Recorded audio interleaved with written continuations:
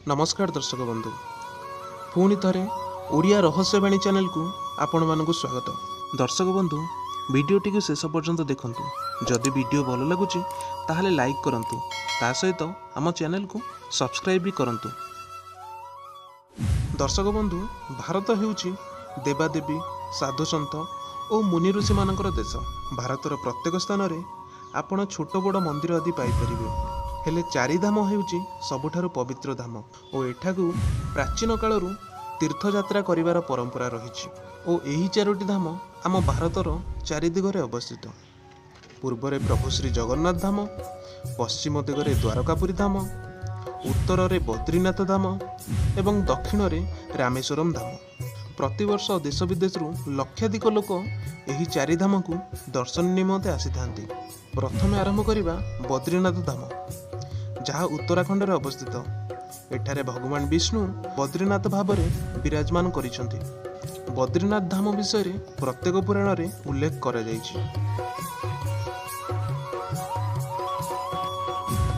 दर्शक बंधु एबे जानिबा भारतर पश्चिम दिगरे अवस्थित द्वारकापुरी धाम विषय रे, जहाँ गुजरात रो जामनगर शहर निकट अवस्थित।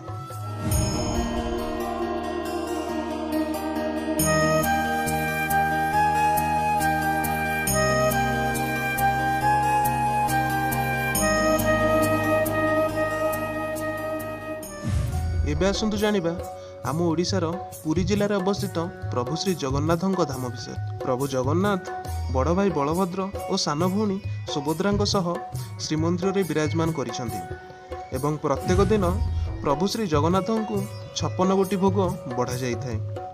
पुरी रे आपण अनेक मंदिर, मठ और पुष्करिणी आदि दर्शनीय स्थान दर्शन लाभ करें।